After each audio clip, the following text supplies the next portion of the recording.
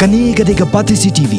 Ka Meghalaya High Court akasantarik yayong habashong bishari ka Public Interest Litigation PIL bala ujor ka Joint Action Committee halor ka surok tulin road nongston shawakaji kala sha score bha bat ki jingmudoy wat hadu bakal pelong yo nong esaj an ka Khasi Hills Autonomous District Council ke HDC pan panpor khindiat ban pendep ya ka jing ai jingmut ka jong u khamtam habai dei ba ka jing panshai na ka Public Works Department roads jonga jilla ya ka jing panchai la pha do Chief Engineer ka Public Works Department Roads National Highway jong ka Sarkar Meghalaya Shillong ha ka arpinyo tarik naitung arja khan rio ka batai shai ba ka daw jong ka jing siang ya ka surok kalong kerpang ban penyeso pat kalong na ka banta ka roi ka par jong ka te ka than baro ka tanat PWD roads ka batai ru ba ka ni ka surok kam dan jing de AA bat kinu ki be pat ki kam ka High Court ka ba ailat ya ka jing kerpan kala sha ya ka HDC ban ujor shushu dak affidavit khamtam habai dei bat ka affidavit wala ujor ka Sarkar jilla laban kdo ba kiladap ai bat ujor ka PIL halor ka jinglong jingman jong ka surok pa ka Ministry of Road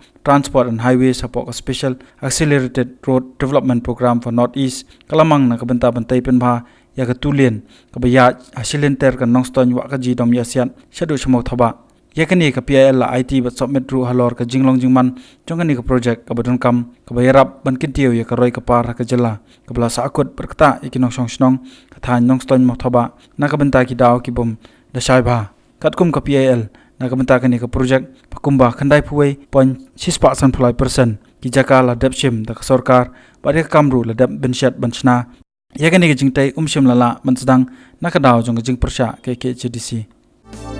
Kani kadika Pati CTV.